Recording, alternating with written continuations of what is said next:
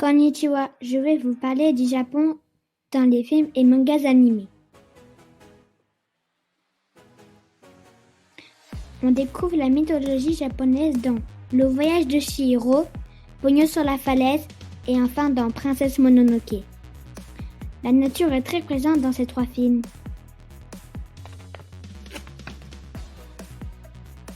On découvre les samouraïs dans Doraemon et dans Princesse Mononoke. Les samouraïs sont des guerriers japonais.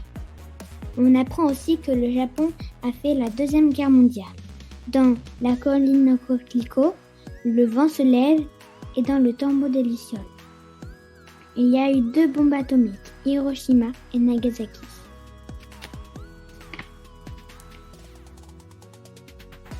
Au Japon, tous les élèves portent un uniforme. Il n'y a pas de femme de ménage. À l'école, c'est les élèves qui nettoient la classe. Souvent, il n'y a pas de cantine.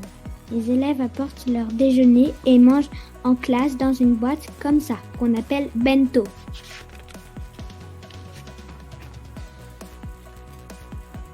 Pour se déplacer au Japon, on peut prendre le bus, le métro, la voiture, le train qu'on appelle aussi Shinkansen.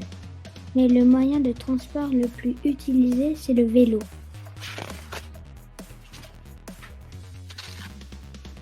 Les Japonais mangent beaucoup de nouilles, comme les ramen, les udon ou encore les soba.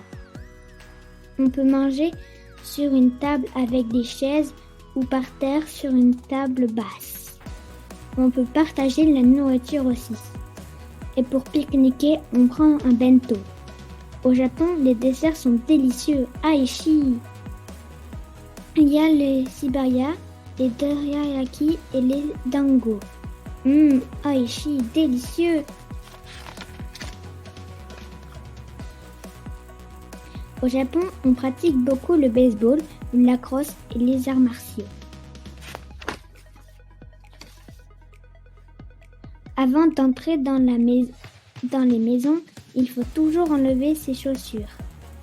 Dans l'entrée qu'on appelle genkan. Parfois, les tables ont des couvertures chauffantes. Les appartements sont très petits.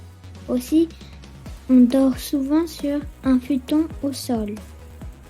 Dans les mangas, c'est toujours les filles qui cuisinent. Ça, c'est pas cool. Domo arigato. À bientôt.